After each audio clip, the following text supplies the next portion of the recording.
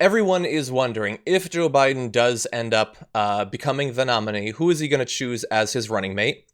And not totally unrelated topic, how are the different factions of the party, even hypothetically, supposed to come together after all that we've experienced? Ryan Grimm, who's on the show, you had an article a couple weeks back that you wrote with Jeremy Scahill, I believe, where you talked about.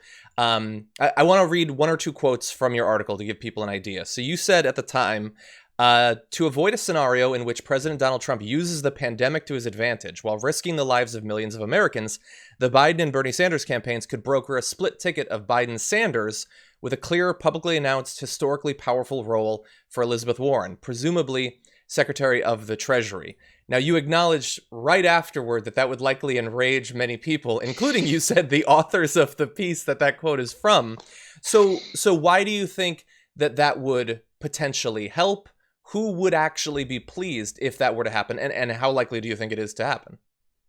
Well, I guess there are a couple questions that you have to ask before you decide whether or not you think this is a useful idea to proceed. One of them is, how important is it to defeat Donald Trump with anybody? And so there are plenty of Democrats, as we saw through the primary, who answer that question. That's all that matters.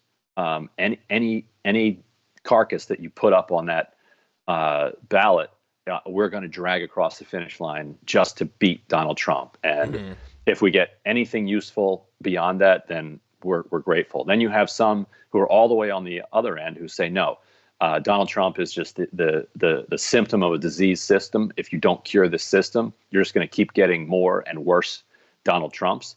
And so unless you can put in somebody who is going to bring about a full-scale revolution to the politics of the country, like a Bernie Sanders, then forget it. You're just making the problem worse. But then, within those two extremes, you have a lot of other voters who some might say, all right, look, there is no conceivable path that Bernie Sanders has at this moment to the nomination.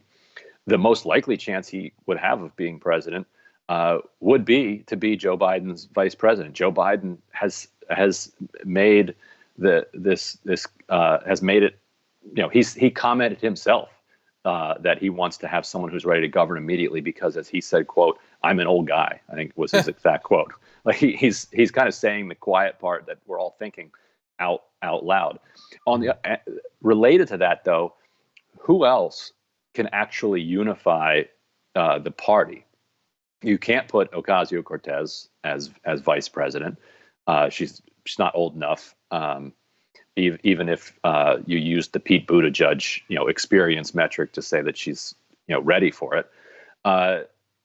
Elizabeth Warren never endorsed Bernie Sanders. Does not have the credibility with a lot of Bernie Sanders base that she would need to kind of bring the party together. And really fast, her coming on to serve with Biden would be seen as more reason for her to not get that credibility back, I think, amongst most of those people. Right. It would be a self-affirming kind of thing or self-negating kind of thing. So the only answer left is Bernie Sanders.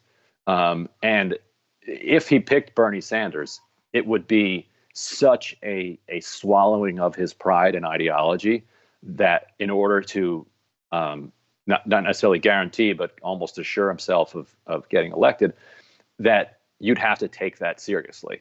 Joe Biden does not want Bernie Sanders anywhere near a Joe Biden administration.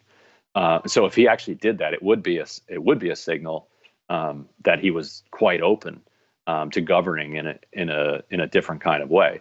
And if you're Bernie Sanders and you're the vice president and the president is Joe Biden, and you can't kind of work your will in that administration, then you don't deserve to be there anyway. Joe Biden is not the most intimidating figure at this point. He can't get through a cable news interview without reading from notes. So he's hardly LBJ. Right. Yeah. So a vice president Sanders could be extraordinarily powerful if it was his movement that kind of powered Biden over the finish line. So really fast, how likely do you think that is to happen? Well, it seems close to zero at this point because he maybe like 90 minutes after we published this piece, Biden went out on the debate stage and said that he would pick a woman as his vice president.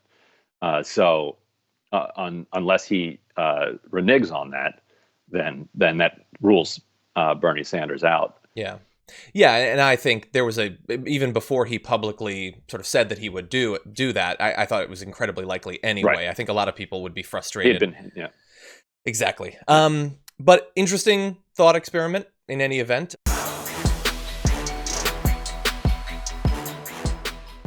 For more political news breakdowns, interviews, stories of activism, and me trying my hardest to care about the occasional big celebrity news story, subscribe to our YouTube channel at youtube.com/The Damage Report. And you can ring the bell wherever it is so you don't miss anything.